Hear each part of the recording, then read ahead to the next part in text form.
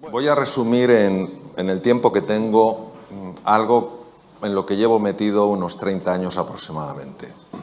Hoy en día el mindfulness es algo que está muy de moda, es algo que, bueno, pues que es muy conocido, sobre todo por los grandes descubrimientos de la medicina, que exploraremos algunos. Pero es algo verdaderamente antiguo, en el sentido de que, como iremos observando y descubriendo, es el resultado de una investigación muy profunda hace montones de años, que la ciencia médica en los últimos 30 años sencillamente ha mostrado, no ha demostrado su valor, porque ese valor se ha demostrado a lo largo de muchos siglos, ha mostrado por qué se produce ese valor. El doctor Benson fue mi primer maestro y fue el primer científico a nivel mundial que se interesó por el mindfulness. El Occidente rechazaba todo lo que es la meditación. El origen de la palabra mindfulness es del lenguaje Pali. Pali es el que hablaba Buda, aunque muchos escritos están en sánscrito, su lenguaje coloquial, igual que el de Cristo, era el arameo, el de Buda era el Pali. Pali es Sati, y Sati quiere decir estar en el presente para ver las cosas como realmente son, no como te parece que son, como realmente son. Por ejemplo, esta mesa, ¿verdad que la vemos como sólida? Esta mesa fundamentalmente es hueca, pero yo sé que la percibimos como sólida. ¿Por qué? Porque los átomos, para que os hagáis una idea de lo que es un átomo tendría, si hacemos una comparación, un átomo sería un balón de reglamento colocado en el centro de Londres, y la corteza, que fundamentalmente es un espacio vacío con algún electrón dando vueltas, sería todo Londres, una ciudad que tiene 50 kilómetros de diámetro. Entonces, es fundamentalmente hueco, pero en nuestra percepción lo vemos como sólido. Bien, entonces, el doctor Herbert Benson fue el primero que se interesó, porque casi nadie en la ciencia, en el mundo de la ciencia, se interesaba por esto, que era budismo, taoísmo, zen, cosa de, bueno, de gente que les encanta el incienso, las panderetas, las campanillas, tin, tin, tin, tin, tin, no sé qué, el rasurado de pelo, etcétera, etcétera. Dijo, ¿y si hubiera algo más? Y este hombre, ¿por qué le interesaba saber si había algo más? Porque él estaba muy preocupado con sus enfermos. Él, como cardiólogo muy reconocido en la Universidad de Harvard, se encontraba con el problema de que había muchas personas que tenían hipertensión arterial y que la medicación no era suficiente. De repente se enfadaban con alguien y se disparaba su tensión. Y claro, si te dispara mucho la tensión, ese es el problema que puedes tener. Que te rompe un vaso sanguíneo, en fin, un infarto, un ictus, lo que sea. Dijo, tiene que haber otro sistema. A ver, ¿qué pasa cuando uno se hace una pregunta e insiste en su pregunta? ¿Qué pensáis que pasa?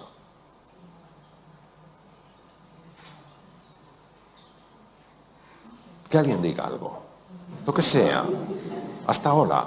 ¿Qué pasa? Porque normalmente encuentras una respuesta, ¿no? Empiezas a buscar, preguntas, Teresa, ¿tú sabes la respuesta? Pues mira, no, Isabel lo sabe, José María lo sabe, no sé qué, vas buscando, ahora dice, oye, ¿qué tal? Bueno, entonces este hombre empezó a buscar y se hizo la siguiente pregunta. ¿Puede haber algo que no contemple la realidad médica, pero que pueda tener un impacto en la hipertensión arterial? ¿Puede haber algo que tenga la capacidad de mejorar la función cardíaca, de proteger al corazón y que sea desconocido por la ciencia médica? Es decir, en la realidad médica que hay, pueden existir vacíos. Y este hombre, en aquella época, pionero a nivel mundial, el primero que lo hizo a nivel mundial, se fue a Dharamsala, hasta 7.000 pies de altura en la India, porque sabéis que la comunidad tibetana fue expulsada y martirizada por los chinos en el 59, quemaron 6.000 de los 9.000 monasterios, esto es una cifra, y se fue allí y empezó a estudiar, con un permiso del actual Dalai Lama, empezó a estudiar qué hacían los monjes. Porque le habían llegado ideas, a través sobre todo de un libro, de que los monjes eran capaces de activar ese sistema del que hablabas tú, Santiago, que es el sistema que protege al organismo, el sistema parasimpático. Y yo me acuerdo, hablando con él en su despacho, y en aquella época estaba en el Dícones en trasplante hepático, y él seguía como cardiólogo en el Dícones. Y entonces me acerqué y recuerdo que me dijo, Mario, you've got to stop the train of disturbing thoughts which enter into consciousness without being invited. Digo, ¿qué le ha dado a este hombre? Tenemos que parar el tren de pensamientos perturbadores que entran sin nuestro permiso en la conciencia. Yo en aquel momento, un joven cirujano, interesado por estos temas, pero sorprendido, dije, ¿pero qué tendrán que ver los pensamientos en todo esto? Y él me dijo en su despacho, mira, yo entreno a los enfermos que van a cirugía cardíaca en esta metodología que aprendí en el Himalaya. Y sabes el resultado, que cuando están en la UBI, inconscientes, intubados, su corazón tiene muchos menos problemas y muchas menos arritmias que si no se han entrenado. Y lo que les altera es la mente. Claro, este fue el primero que me puso una luz delante de los ojos y dijo, ¿de qué estamos hablando? Entonces empecé a tirar del hilillo, claro. Todos nosotros, cuando estamos cómodos, cuando estamos con buena salud, cuando estamos tal cual, bueno, pues la vida transcurre, discurre y fluye. Pero llega un momento en el que aparece algo que perturba nuestra vida, una tormenta. Puede ser de salud, puede ser un desengaño, puede ser una pérdida económica, puede ser mil cosas. Aparece una tormenta en nuestra vida. Y aquí entra un patrón reactivo típico del ser humano, pero no del Homo sapiens sapiens, sino del Homo demens. De eso que decía el príncipe Gautama Siddhartha Sakyamuni Buda, que teníamos perturbado. De eso que hablaba Lao Tzu, que no funcionaba bien en la mente. ¿Qué ocurre? Pues que emprendemos un proceso de enfrentamiento a eso que nos pasa. Nos enfadamos, nos ponemos de los nervios, empezamos a encogernos, a empequeñecernos, notamos como el estómago se hace un nudo, nos duele la cabeza, mil cosas. Esto es lo que el profesor Hans Selye, de origen húngaro, llamaba la fase de resistencia. Es decir, o te irritas, eres un desgraciado por lo que me has hecho, es que o huyes o te haces chiquitín, te quedas bloqueado. Y el profesor Hans Selye decía que esto, con el tiempo, te podía llegar a hacer enfermar. Para que os hagáis una idea de la intuición y finura científica del profesor Selye, hoy la Universidad de Harvard, que es la pionera en el mundo en estos estudios, pionera y la que más experiencia tiene en el mundo, ha demostrado que entre el 60 y el 90%, fijaros la cifra, 60-90% de las consultas a médicos generales en el mundo occidentalizado tienen que ver con estar viviendo aquí. Curioso que en 6 años de carrera, la carrera la hice en España, aunque luego la convalidación la hice en Estados Unidos, los 6 años de carrera nadie me dijo que la tensión emocional podía generar enfermedad. 60-90%. Y en base a este tema, otro de los grandes científicos empezó a estudiar qué ocurría en el cerebro. Entonces, 3 estructuras, olvidaos del cerebelo, que es el que está atrás, 3 estructuras que son muy importantes. La primera es la corteza prefrontal. La corteza prefrontal es la que nos permite ser eficientes en la vida. Cuando tú eres fino tomando decisiones, cuando estás entendiendo las cosas con profundidad, cuando aprendes cosas nuevas, casi, no con todo el esfuerzo que normalmente algo nuevo lleva, sino que notas que vas fluyendo, es que la corteza prefrontal funciona excepcionalmente bien. Pero la corteza prefrontal está afectada fundamentalmente por esta estructura llamada amígdala, que nada tiene que ver con estas, que es un núcleo, bueno, es un grupo de núcleos en el lóbulo temporal, está a la altura de las orejas, de tal manera que cuando la amígdala se activa, que es nuestro detector de peligro, acordaros, estoy plácidamente, pum pum, aparece la tormenta, cuando yo la tormenta la vivo como una amenaza y me resisto a ella, luchando, yéndome para atrás o haciéndome pequeñito, cuando la amígdala se activa de esa manera, bloquea la corteza prefrontal de tal manera que ni me entero de lo que tengo que hacer, ni puedo encontrar nuevos caminos para hacer frente al desafío, ni puedo aprender cosas nuevas. En el mundo VUCA, volátil, incierto, complejo y ambiguo actual, en el que todos estamos, y que muchas personas están viviendo como una amenaza, es normal que haya caído la productividad, haya caído la creatividad y se estén dañando las relaciones interpersonales. ¿Qué se hace desde la medicina? Ansiolíticos y antidepresivos para neutralizar la amígdala. No digo que en algunos casos no estén indicados, pero ¿y si hubiera un sistema más natural para neutralizar la amígdala. Y luego hay otra estructura aquí que tiene forma de cabito de mar, que se llama hipocampo, y el hipocampo es uno de los grandes reguladores de la amígdala. Si el hipocampo baja de tamaño, la amígdala es más activa, es decir, nuestro detector de peligro salta antes. Por ejemplo, ¿qué tal estás? ¿Por qué? ¿Entendéis? Ha saltado demasiado. Probablemente porque el hipocampo está pequeño. Os voy a dar dos cosas importantes. El hipocampo aumenta de tamaño con el mindfulness. Esto lo ha demostrado la doctora Lazar, que trabaja también en Harvard, en el Hospital General de Massachusetts. El hipocampo aumenta de tamaño con el mindfulness y también con el ejercicio físico. Las personas que hacen ejercicio físico normalmente toleran mucho mejor ciertos embates de la vida, notan que están más tranquilos. ¿Por qué? Porque su amígdala está más controlada por el hipocampo. Cuando una persona está súper tensa, súper estresada y no encuentra sus espacios de calma, esos espacios de silencio, baja el tamaño físico del hipocampo porque mueren neuronas y la amígdala se enloquece, entonces se vuelve una persona más reactiva. La belleza del mindfulness actuando sobre el hipocampo, como ha demostrado la doctora Lazar, en el más general, es que al engrosar el tamaño, al haber más neuronas, porque aquí sí se forman más neuronas, al haber más conexiones, es más difícil que las tormentas de la vida, que a todos nos sacuden en un momento u otro, de mayor o menor intensidad, te desequilibren, te enajenen, te saquen del eje. ¿Qué es lo que pasa? ¿Qué es lo que descubrieron sobre todo Buda y Lao Tzu? Descubrieron que la mente está enferma. Y como la mente está enferma, se impone al mundo real. El mundo real es uno, pero yo construyo un mundo mental que se superpone al mundo real y lo bloquea. Os pondré un ejemplo, porque si no esto es un poco raro. Hace 500 años el mundo ¿cómo era? ¿Plano o redondo? Alguien que es muy así dice, yo igual. No, igual. Vamos, ¿quién piensa en todas las salas que hay? Que levante la mano quien piense que hace 500 años el mundo era plano. Muy bien. Que levante la mano quien piensa que el mundo era redondo. Muy bien. Vamos a ver. Es que todos tenéis razón.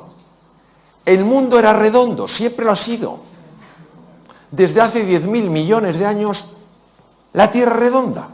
No tiene forma de huevo. No es un plato, es redonda. Pero vivíamos como si fuera redonda. No, vivíamos como si fuera plana. El mundo real era redondo, el mundo mental era plano. ¿Cuál se impone? El mundo mental. Nadie, salvo Colón, se atrevió a cruzar aquello que era el límite. Y entonces, ¿el que descubrió? Que el límite era el comienzo. Eso es exactamente lo que nos pasa. Entonces, en lugar de pensarlo en la tierra plana, imaginaros cuando tú te miras en el espejo y no te gustas. Y dices, es que estás viendo tierra plana. Lo siento, tú eres mucho más que lo que ves. O cuando ves damas a tu marido, y dices, vaya tripa. Estás viendo tierra plana. Tu marido es mucho más que eso. O cuando ves a tu mujer y dices, que llevo ya tanto tiempo con ella, estás viendo tierra plana. Hay algo mucho más profundo. O cuando miras al mundo, es que todo es lo mismo, tierra plana, hay un mundo redondo. La ventaja del mindfulness es que te ayuda a ver lo que no estás viendo. Por eso la definición de sati es estar en el presente para ver las cosas como de verdad son. ¿Cómo son de verdad? Redondas, no planas. Bien. Este es otro de mis maestros, Judson Brewer, que además toca maravillosamente el violín, y ha descubierto una cosa fascinante. Ha descubierto que tenemos un sistema que nos tiene atontados a todos. Estamos dormidos sin darnos cuenta, y todos conocemos el sistema. El sistema se llama DFN, Default Mode Network, y es el que hace que tú puedas conducir sin saber que estás conduciendo. Esto lo conocemos todos, ¿no? Pero dices, ¿será posible? O sea, estoy pensando en 1000 cosas y sin embargo, como que el coche va solo, ¿sí? Pues que sepamos que esto aumenta significativamente la posibilidad de tener un accidente. significativamente. ¿Por qué? Porque ¿dónde no estás? En el presente. ¿Dónde estás?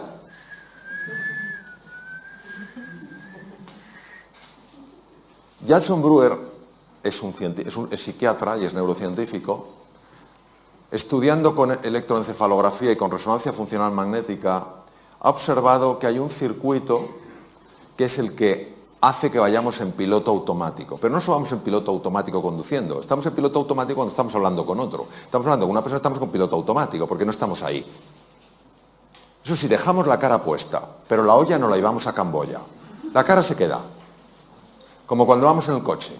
La cara está, las manos también, pero tú no estás. Y él se ha dado cuenta que con la práctica del mindfulness es espectacular su trabajo. Con la práctica del mindfulness se consigue reducir la intensidad de este circuito y activar otro circuito que es el más importante para ver las cosas como son y para tomar las decisiones que a ti te ayudan para salir adelante, para mejorar tu productividad, para ser más creativo, para ganar más dinero, para ser más cariñoso con los demás. Es sorprendente porque hace 2500 años estos científicos de la mente lo intuyeron. Hoy la ciencia lo muestra. Es lo único que hace, no lo descubre, lo muestra. Desvela lo que estaba velado. ¿Qué pasa con el mindfulness? Que en el mindfulness tú al principio te ves aquí, crees que no hay nada especial, parece que es solo cerrar los ojos, y entonces poco a poco, conforme vas practicando, empiezas a ver cosas que antes no veías, ni siquiera podías predecir desde aquí. Por eso, cuando una persona, le comentaste tú, Santiago, dice, yo lo que quiero es mejorar mi salud, yo lo que quiero tal cual, está generando una tensión que impide que veas esto. Tú estás andando esto porque quieres conocerte mejor, porque quieres comprenderte más. Y a base de hacer eso, tú vas descubriendo cosas que antes no veías. Otra de las cosas fascinantes que se ha visto con electroencefalografía es que cuando una persona está estresada, los dos lados del cerebro están enfrentados. No se hablan entre sí, no se quieren. El lado izquierdo, lo comentabas tú, Santiago, el hemisferio izquierdo es un hemisferio, es el de la conciencia ordinaria, es el que te permite estructurar, hacer categorías, utilizar el lenguaje, es el que te permite manejar el tiempo mental, pasado, presente y futuro.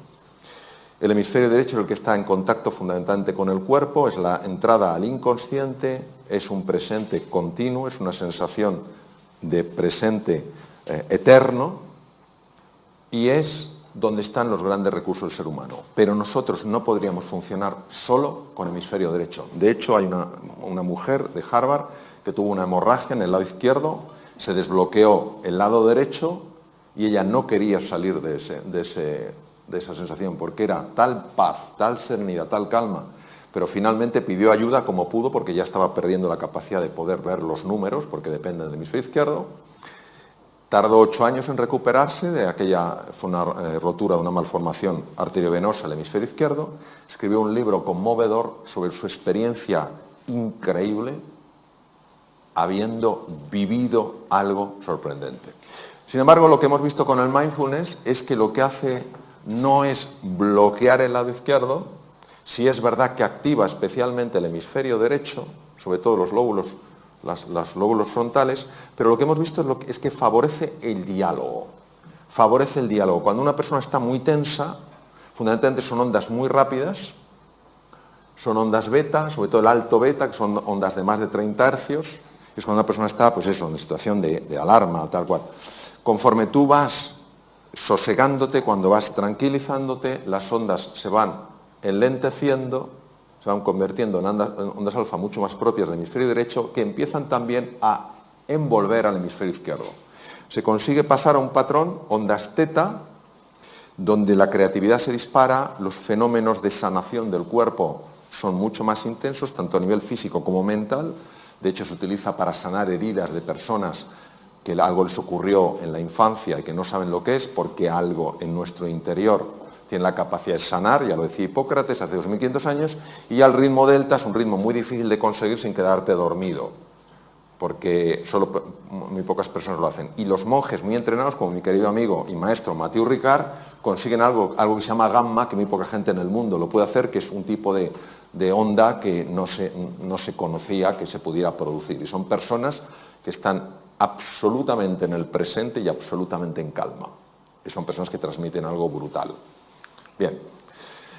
No voy a contar el concepto ontológico que hablabas. Ontología es la ciencia del ser, que es una parte de la metafísica. La metafísica se divide en ontología y teodicea. Entonces, sí voy a hablar de qué hacen los pensamientos. Los pensamientos son como olas en el mar. Llega un momento en que pueden ser tremendamente perturbadores. ¿Qué es lo que hace el mindfulness? El mindfulness lo que hace es te convierte en un submarinista. Es decir, si tú estás aquí, te están los pensamientos y van como una ola. Cuando nos hemos bañado en aguas un poquito agitadas, sabéis que es que no tienes nada que hacer. La ola te iba para ahí, te iba para allá, etc. Pues igual los pensamientos. Empiezas a angustiarte por el futuro, empiezas a lamentarte por el pasado y te van para acá, para allá. Entonces, lo que hace el mindfulness es, no luches con los pensamientos. Pero fijaros, por eso cuando dicen, no, es que el mindfulness lo que hace es que la mente no produce pensamientos. ¡Qué tontería! La mente dualista sigue produciendo olas y tú no te enfrentas a la ola. No, yo no tendría que tener este pensamiento, yo tendría que... No, tú lo que haces es, te metes bajo el agua. ¿Qué hacemos cuando estamos en la playa, cuando estamos nadando y viene una cojola? ¿Hay alguien que diga, ¿a qué no puedes conmigo? No, ese grado de estupidez no existe. ¿Qué hacemos todos? Nos zambullimos porque la ola pasa por encima. Pues lo que hace el mindfulness es te zambulle, te mete dentro. Entonces observar que cuando estás un poquito más abajo y miras hacia arriba, claro que ves los pensamientos, claro que ves las olas, pero ya no te arrastran. Ya estás en estado de meditación, ya estás en estado de profundización. Y por eso, como el mundo mental genera tanta distorsión, al estar aquí, empiezas a notar una recuperación, una revitalización que no se puede experimentar arriba. Conforme tú vas entrando, va cambiando el patrón de ondas alfa, ondas teta, ondas delta. Llega un momento en el que empiezas a tocar, y lo digo por experiencia, el fondo del mar. Y cuando tocas el fondo del mar, esto no se puede describir, o sea, se puede describir, pero es algo de tal rotundidad que puede darte una fuerza para tomar una decisión tremendamente difícil. Te puede dar una claridad que no sabes de dónde ha salido, pero que ahora la tienes y antes no la tenías. Es verdad que en el fondo del mar empiezas a ver talentos que no sabías que tenías, y es verdad que empiezas a ver algo que no es agradable de ver, pero que es necesario de ver. Empiezas a ver que algunas de las cosas que más te molestan en la vida las estás provocando tú sin saber que las provocas. Porque nosotros somos todos muy hábiles viendo el efecto de las cosas, pero no viendo la causa. ¿Me entendéis a que sí? Cuando tú lo ves, ¿es una mala o una buena noticia? ¿Qué me decís? José, tú que eres un jurista de primer nivel mundial, ¿el desconocimiento de la ley te exime de su cumplimiento? No. Me decía, esperaba una pregunta más compleja. Me miro diciendo, más de mi nivel es lo que doy, José. Bien, pues lo mismo. Que tú no sepas que estás causando eso no evita que sigas experimentando los efectos de eso.